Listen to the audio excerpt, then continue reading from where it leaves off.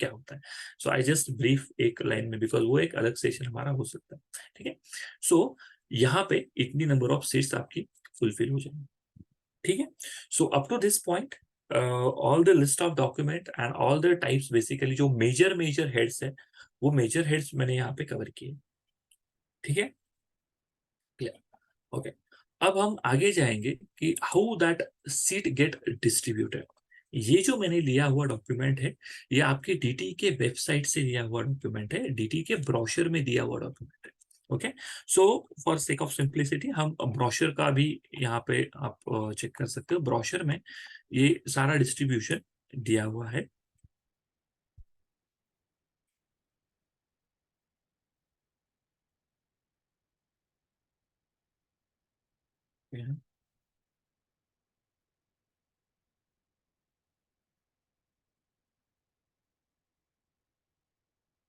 One में ये आया हुआ है सब कुछ। सी हियर, ये शेड्यूल वन है, इसी का स्क्रीनशॉट मैंने आपके स्क्रीन के ऊपर शेयर किया हुआ, क्लियर, ओके। सी सीट डिस्ट्रीब्यूशन, ये जो फर्स्ट पार्ट है, ये फर्स्ट हाफ, मतलब शेड्यूल वन में जो ए कैटेगरी होती है अलोकेशन ऑफ सीट, ये ए कैटेगरी अलोकेशन सीट जो होती है, ये गवर्नमेंट एडेड इंस्टीट्यूट है, ओके। दूसरा एसएनडीटी है, okay, government institute, government aided institute, SNDT, okay.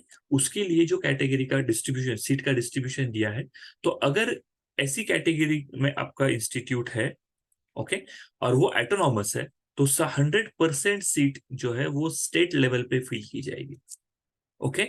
इस कैटेगरी में कॉलेज ऑफ इंजीनियरिंग जो है, सीओईपी है, वो पहले फॉल होता था, ओके। तो 100% स्टेट लेवल की सीट वहां पे भरी जाती थी। बट अब सीओईपी टेक्निकल यूनिवर्सिटी की कैटेगरी में गया है, तो वहां पे डिस्ट्रीब्यूशन जो है, तो 80% स्टेट लेवल और 20% ऑल इंडिया सीट्स वहां पे कंसिडर की जाती है। सीओईपी 2 साल पहले इस पर्टिकुलर कैटेगरी में फॉल करता था, तो सीओईपी में जितने भी स्टूडेंट्स होते थे, वो सारे स्टूडेंट ऑटोनॉमस और स्टेट लेवल के ही स्टूडेंट होते थे, ओके। उसमें सेकंड कैटेगरी आती है, that is because SNDT University is also there, minority institute भी वहां पे होती है। सो वहां पे मेजर फॉल आपका मेजर आपको दिखाई देगा। सो 70% students fall from the home university candidate, and 30% जो होता है वो other than home university candidate, okay. Remaining all India seats, institution level seats and minority quota यहाँ पे एप्लीकेबल नहीं है, ओके। ये स्पेसिफिक इंस्टीट्यूट है, इंस्टीट्यूट ऑफ केमिकल टेक्नोलॉजी। अगर आप इसी इंस्टीट्यूट में एडमिशन लोगे, तो इस इंस्टीट्यूट का जो इंटेक क्या ये दिया हुआ है, सीट डिस्ट्रीब्यूशन दिया हुआ है, 70% स्टेट लेवल से भी फिल किया जाता है, और 30% ऑल इंडिया सीट्स यहाँ पे होती है, ओके। ये हम आगे जाके मैं और डिटेल में आपको बताऊंगा कैसे ये डिस्ट्रीब्यूशन आपको यूज करना, ओके।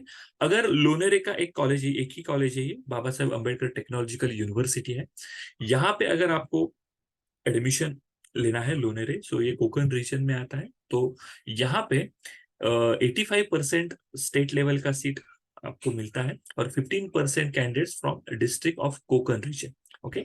सो कोकन रीजन से 15% सीट्स उनके लिए रिजर्व की जाती है, okay. Remaining all things are nil which we observe.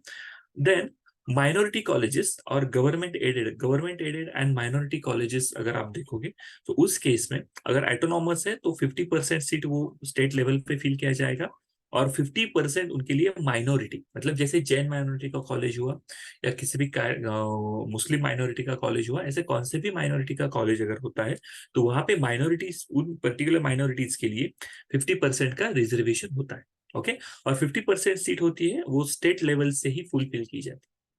Again उसमें 50%, अगर उसमें नॉन ऑटोनॉमस इंस्टीट्यूट रहा, तो होम यूनिवर्सिटी का 35% और 15% अदर देन होम यूनिवर्सिटी का कोटा यहाँ पे आ जाएगा, ओके। मेजोरिटी स्टूडेंट्स एडमिशन सीख और जो ट्राई करते हैं वो सीओईपी के लिए, कॉलेज ऑफ इंजीनियरिंग पुणे के लिए, ओके। यहाँ पे इस साल, मतलब लास्ट ईयर से सीओईपी एक टेक्निकल यूनिवर्सिटी में कन्वर्ट हुआ है, सो दैट्स व्हाई वहां पे 80% सीट होती है वो स्टेट लेवल से। यहाँ पे home university, other than home university, ऐसा कौन सा भी कोटा नहीं रहा। पूरे महाराष्ट्र के स्टूडेंट इस 80% सीट्स के लिए फाइट कर सकते हैं, ओके। और 20% ऑल इंडिया सीट्स यहाँ पे हो, जो जेई के बेस पे, ऑल इंडिया मेरिट रैंक के बेस पे फुलफिल की जाएगी, ओके राइट। नाउ ये अगर आप काउंट देखोगे एडेड इंस्टीट्यूट का, गवर्नमेंट एडेड इंस्टीट्यूट का ये काउंट देखोगे तो ये काउंट बहुत कम है। मतलब इंस्टीट्यूट में अगर आप एनलिस्ट करोगे तो लिस्टिंग में आपको हार्डली 5 to 6 कॉलेज ही ये मिलेंगे जो इस शेड्यूल 1 में या इस 5 कैटेगरी में फॉल होते हैं। हमारे लिए जो और आपके लिए मैक्सिमम इंपॉर्टेंट कॉलेजेस आते हैं, और मैक्सिमम कॉलेजेस आप देखते हो तो मैक्सिमम कॉलेजेस इस पर्टिकुलर सीट डिस्ट्रीब्यूशन को फॉलो करते हैं। Okay, so most of the institute जिसमें दो कैटेगरी होती है, first one is autonomous institute, another one is non autonomous institute. Autonomous institute के लिए professional education institute like excluding minorities, minorities के कॉलेज छोड़ के, मतलब अगर आप पुणे से स्पेसिफिक देखोगे तो इसके अंडर कौन से कॉलेजेस आते हैं आपके, पीआईसीटी आएगा, वीआईटी आएगा, वीडब्ल्यूआईटी, पीवीजी, मॉडर्न कॉलेज, एआईएसएसएमएस, उसके बाद इसमें आएगा आपका पीसीसीओई। ओके, so ये सारे कॉलेजेस इसी कैटेगरी में फॉल करते हैं जो पुणे के टॉप कॉलेजेस में से जाने होते हैं। ओके, उनमें से there are some colleges their status is autonomous, like VIT का स्टेटस ऑटोनॉमस है, वीडब्ल्यूआईटी का ऑटोनॉमस है। Okay, non autonomous institute like PICT, उसके बाद पीवीजी, मॉडर्न कॉलेज, ये अभी तक नॉन ऑटोनॉमस स्टेटस में आते हैं। ओके, ऑटोनॉमस इंस्टीट्यूट के लिए 65% सीट स्टेट लेवल से भरी जाती है। मतलब इसमें home university, non home university ऐसा कैटेगराइजेशन, ऐसा बाइफर्गेशन नहीं किया जाए। ओके, 65% मतलब सारे महाराष्ट्र के स्टूडेंट यहाँ पे एलिजिबल है एडमिशन लेने के लिए, 65%। ओके, 15% सीट जो होती है वो ऑल इंडिया सीट्स जो जेईई मेंस से भरी जाएगी, ये सभी कॉलेजेस के लिए एप्लीकेबल है। जेई मेंस का एडवांस का जो स्कोर होता है, जेई का रैंक आपका निकलता है, उस रैंक से जेई मेंस से ये सीट भरी जाएगी, ये ऑल इंडिया सीट्स होती है। इसमें भी महाराष्ट्र के सारे लोग और सारे स्टूडेंट्स एलिजिबल है, वो पार्टिसिपेट कर सकते हैं। जिन लोगों ने जेई दिया है वो सभी इस पर्टिकुलर सीट्स के लिए भी एलिजिबल है। तो आपका एलिजिबिलिटी दो जगह पे होता है, एक महाराष्ट्र स्टेट कैंडिडेट के लिए होता है और दूसरा ऑल इंडिया सीट के लिए होता है। Okay, third one is the minority. So obvious first category में माइनॉरिटी नहीं है बिकॉज ये माइनॉरिटी कॉलेजेस नहीं है, इसकी वजह से। और लास्टली आता है that is the institutional quota. Generally most common word इसको मैनेजमेंट कोटा करके जाना जाता है। ओके, ये होती है 20% सीट। अगर आप देखोगे 65 + 15, 80% सीट आपकी कैप थ्रू और सेंट्रलाइज प्रोसेस से भरी जाती है, और 20% सीट्स मैनेजमेंट का राइट होता है कि वो सीट्स वो भरे। मैनेजमेंट ने और कौन से भी कॉलेज के इंस्टीट्यूट ने गवर्नमेंट के जो दिए हुए नॉर्म्स है उसको फॉलो करके ये सीट्स भरना एक्सपेक्टेड होता है। इन्होंने इसका मेरिट लिस्ट लगाना एक्सपेक्टेड होता है और गवर्नमेंट के नॉर्म्स को फॉलो करके वो सीट्स फुलफिल करना एक्सपेक्टेड होता है। ओके, इसमें आपको दिखेगा including 5% quota for NRI if applicable. ऐसे कुछ कॉलेजेस हैं जहां पे एनआरआई की सीट्स अवेलेबल होती है, जिनको एनआरआई की सीट्स भरने का मतलब जो कैंडिडेट एनआरआई की कैंडिडेचर टाइप फॉलो करता है और उसमें आता है, वो कैंडिडेट उस कॉलेजेस के, देयर आर फ्यू कॉलेजेस जो एनआरआई की सीट्स के लिए मतलब 5% सीट्स उनके लिए भी रिजर्व किया करके रखा हुआ है। सो ये 20% में ही ये फॉलो होगा, including 5% quota for NRI. Okay, so ये 20%। सेकंड आता है अनएडेड माइनॉरिटी एजुकेशनल इंस्टीट्यूट। अगर माइनॉरिटी का कॉलेज है कौन सा भी, तो माइनॉरिटी के कॉलेज में अगर आप देखोगे तो ऑटोनॉमस में 100% सीट वो होती है, वो महाराष्ट्र सीट्स में से भरी जाएगी, स्टेट लेवल में भरी जाएगी। ओके, देन नॉन ऑटोनॉमस होता है, उनके लिए जो परसेंटेज दिया है, होम यूनिवर्सिटी के लिए इतना है, नॉन होम यूनिवर्सिटी के लिए इतना है। Okay, 70% for home university, other than home university 30%। से आप कौन से भी इंस्टीट्यूट को देख रहे हो तब आप चेक करो कि आपके लिए उस इंस्टीट्यूट में कितनी प्रोबेबिलिटी है। मतलब अगर आप most of the students fall, आप धुले इस रीजन से आते हो तो आप नॉर्थ महाराष्ट्र यूनिवर्सिटी से बिलोंग करते हो। ओके, तो पुणे यूनिवर्सिटी में आप अदर देन होम यूनिवर्सिटी करके ट्रीट करे जाओगे। तो आपके लिए पुणे के कॉलेजेस और पुणे रीजन में पुणे यूनिवर्सिटी में जो कॉलेजेस है उसके लिए आप 19.5% प्लस ये 15% इतने ही सीट्स के लिए आप एलिजिबल हो। ओके, इस 20% के लिए भी आप एलिजिबल हो।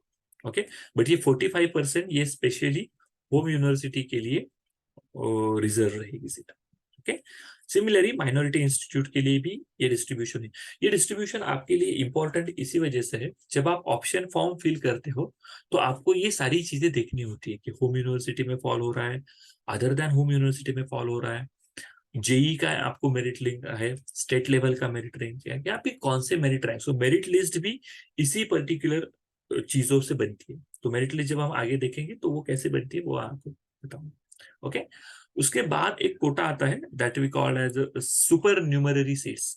ये स्पेसिफिकली जम्मू कश्मीर के लोगों के लिए, यूनियन टेरिटरी लद्दाख माइग्रेंट्स, ऐसे कैंडिडेट्स के लिए रिजर्व किया जाता है। ये गवर्नमेंट इसकी पॉलिसी डिसाइड करता है। ओके, और जो फॉरेन नेशनल्स होते हैं, फॉरेन नेशनल्स के लिए, या फिर पर्सन ऑफ इंडियन ओरिजिन और ओवरसीज सिटीजनशिप ऑफ इंडिया, ऐसे अगर कोई उनके अगर कोई चाइल्ड होता है, उनका कोई वार्ड होता है, गल्फ कंट्री में कोई काम कर रहा है, उनका कोई वार्ड होता है, उनके लिए 15% सैंक्शन इनटेक की सीट्स एडिशनल, ये सुपर न्यूमररी है। इसका मतलब ये है कि इसका इनका जो सीट का कंट्रीब्यूशन है ये सुपर न्यूमररी मतलब प्लस में आएगा, ये कभी आपके मेन सैंक्शन इनटेक में पार्टिसिपेट नहीं करेगा। ओके, सो ये ओवर एंड अबव कोटा होता है, सुपर न्यूमररी सीट्स होती है। ओके, सो यहाँ पे ये ऐसा नहीं कि आपके 120 सीट्स में ही इसका कंट्रीब्यूशन, नहीं, इसका contribution over and above contribution होता है। ओके, तो ये ओसीआई कंट्रीब्यूशन, बट ये भी सीट्स जो होती है ओसीआई सीट्स और जम्मू कश्मीर स्टूडेंट्स के लिए जो सीट्स होती है, ये सीट्स भी कुछ ही कॉलेज के लिए एप्लीकेबल है। मतलब सभी कॉलेजेस में ऐसी पोजीशन है, और गवर्नमेंट सभी कॉलेज को ये परमिशन नहीं देता फुलफिल करने की, सीट भरने की। कुछ कॉलेजेस के लिए परमिशन इसका मिला है। लाइक पुणे में आप देखोगे सीओईपी के लिए परमिशन है, वीआईटी के लिए परमिशन है, VIIT के लिए परमिशन है। ये परमिशन आपको पीआईसीटी में भी मिलेगा इस कॉलेज का कोटा। तो ये सुपर न्यूमररी सीट्स वहां पे आती है। But most of the student यहाँ पे, बहुत very few percentage students fall to this particular category, so उनके लिए सुपर न्यूमररी सीट्स आती है। Okay, now what is the difference between the home university and other than home university? Note that आप कौन से यूनिवर्सिटी में fall करते हो। ओके, अगर आप अहमदनगर, नासिक और पुणे, इसमें से आपका 12th एग्जाम क्वालिफिकेशन एग्जामिनेशन आप पास करते हो, तब आप पुणे यूनिवर्सिटी के स्टूडेंट हुए, तब आपके लिए home university Pune university treat की जाएगी। ओके, अदरवाइज रिमेनिंग कौन से भी सिटी के लिए अगर आप जाते हो तो वो आपके लिए अदर देन होम यूनिवर्सिटी ही होगा। ओके, सो यहाँ पे आप चेक कर सकते हो आप कौन से यूनिवर्सिटी में हो। गोंडवाना यूनिवर्सिटी आती है चंद्रपुर गढ़चिरौली के लिए। उसके बाद राष्ट्र संत तुकडोजी महाराज नागपुर यूनिवर्सिटी है, वो भंडारा, गोंदिया, नागपुर, वर्धा के लिए है। गाडगे बाबा अमरावती यूनिवर्सिटी जो अकोला, अमरावती, मतलब ये इन डिस्ट्रिक्ट की होम यूनिवर्सिटी है। सोलापुर में अहिल्याबाई होळकर सोलापुर यूनिवर्सिटी जो सोलापुर के लिए होम यूनिवर्सिटी है। शिवाजी यूनिवर्सिटी के लिए कोल्हापुर, सांगली और सातारा, ये 3 डिस्ट्रिक्ट है जो इनके होम यूनिवर्सिटी के डिस्ट्रिक्ट ट्रीट किए जाते हैं। कवयित्री बहिनाबाई चौधरी नॉर्थ महाराष्ट्र यूनिवर्सिटी जलगांव, इन धुले, जलगांव और नंदुरबार, ये तीनों डिस्ट्रिक्ट की होम यूनिवर्सिटी अगर कौन सी है तो वो नॉर्थ महाराष्ट्र यूनिवर्सिटी है। मुंबई यूनिवर्सिटी के लिए कोकण रीजन है पूरा, जो मुंबई यूनिवर्सिटी के लिए होम यूनिवर्सिटी करके ट्रीट किया जाएगा। स्वामी रामानंद तीर्थ मराठवाड़ा यूनिवर्सिटी नांदेड़, इनके लिए जो डिस्ट्रिक्ट है जो होम यूनिवर्सिटी के लिए ट्रीट किए जाएंगे दैट इज हिंगोली, लातूर, नांदेड़ और परभनी। और डॉक्टर बाबा साहेब अम्बेडकर मराठवाड़ा यूनिवर्सिटी औरंगाबाद, बीड, जालना और उस्मानाबाद। ओके, मतलब अगर आपका 12th इन डिस्ट्रिक्ट में हुआ है तो उसके रिस्पेक्ट में जो भी यूनिवर्सिटी है वो आपके लिए होम यूनिवर्सिटी हो। बहुत सारे स्टूडेंट ऐसे हैं जो एजुकेशन 11th-12th के लिए पुणे में या फिर नासिक में या फिर कहीं अहमदनगर में आते हैं, तो उनका होम यूनिवर्सिटी इवन दो उनका native place other than Maharashtra है, महाराष्ट्र के बाहर है, मतलब sorry other than home university है, मतलब वो नागपुर का है बट उन्होंने उसका 12th पुणे में से किया है या फिर नासिक में से किया है, तो पुणे यूनिवर्सिटी का स्टूडेंट हो जाता है। स्टूडेंट पुणे यूनिवर्सिटी उसके लिए होम यूनिवर्सिटी हो जाती है। ओके, ये सिंपल डिफरेंस है होम और other than home university. Okay, so आपका 12th कहाँ से हुआ है उसके बेसिस पे आप ये कंपेयर कर सकते हो। ठीक है, उसके बाद जो रिजर्वेशन का डिस्ट्रीब्यूशन होता है, okay? जो कैटेगरी डिस्ट्रीब्यूशन आपको यहाँ पे मिलेगा वो कैटेगरी डिस्ट्रीब्यूशन इस वे से आता है। शेड्यूल्ड कास्ट, जो शेड्यूल्ड कास्ट होती है उनके लिए 13% का सीट्स रिजर्व किया जाता है। ओके, शेड्यूल्ड ट्राइब्स के लिए 7% का सीट रिजर्व किया जाता है। विमुक्त जाति, वी कैन से वीजे और डीटी इन पर्टिकुलर के लिए 3% का सीट है, उसमें एनटीए भी आता है। Non tribes, basically nomadic tribes भी आते हैं उनके लिए, सो उनके लिए 3% का सीट है। एनटीबी के लिए 2.5%, एनटीसी के लिए 3.5%, एनटीडी के लिए 2%, और OBC candidates other backward classes के लिए 19%। ऐसे यहाँ पे 50% का रिजर्वेशन गवर्नमेंट में दिया हुआ है। सो इसका अगर आपको सिंपल सीट डिस्ट्रीब्यूशन देखना है तो आप इसको अगर 100 सीट आप यहाँ पे कंसिडर करते हो तो 100 सीट में 13 सीट आपकी एससी कैंडिडेट की होती है, 7 सीट उसमें एसटी कैंडिडेट की आती है, 3 सीट्स आपको यहाँ पे वीजे और एनटीए के लिए मिलेगी। 2.5, अब ये 2.5 ऐसा नहीं होता है। ओके, सो इसका क्या होता है, 2.5 सीट्स ऐसे अलॉट नहीं किया जाता। तो जनरली दे काउंट 200 सीट्स और after 200 seats they give the 5 seats to this particular tribe. Okay, मतलब 200 सीट के पीछे उनको 5 सीट दिया जाता है। Okay, so that's we called as 2.5। Okay, यहाँ पे भी सेम सिचुएशन है, 7 सीट दिया जाता है, बट उनके लिए they consider around 300 seats. Okay, so तब वो उनको 7 सीट का वेटेज दिया जाता है। सो 2 सीट्स आती है आपकी एनटीडी के लिए, और ओबीसी के लिए आती है 19 सीट्स।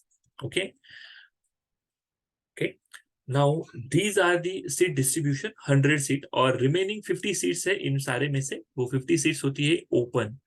50% का ओपन कोटा मतलब इट्स ओपन टू ऑल, मतलब all these 7 categories are also eligible over here also. Okay, वो यहाँ पे भी एप्लीकेबल है। अगर आप इस कैटेगरी में फॉल नहीं होते तो you are by default in the 50% seat. Okay, but open candidate जो है, जनरल कैंडिडेट जिसको बोला जाता है, ये सारी कैटेगरी और जनरल कैंडिडेट के साथ ये सारे लोग भी यहाँ पे एलिजिबल होते हैं। ओके, मतलब ये 7 सीट भी इस 50% में एलिजिबल है। अगर वो मेरिट को क्रॉस करते हैं तो वो ओपन कैटेगरी में वो सीट सीख करेंगे। ओके, उनको वो सीट मिलेगी। ठीक है, so this is about the reservation.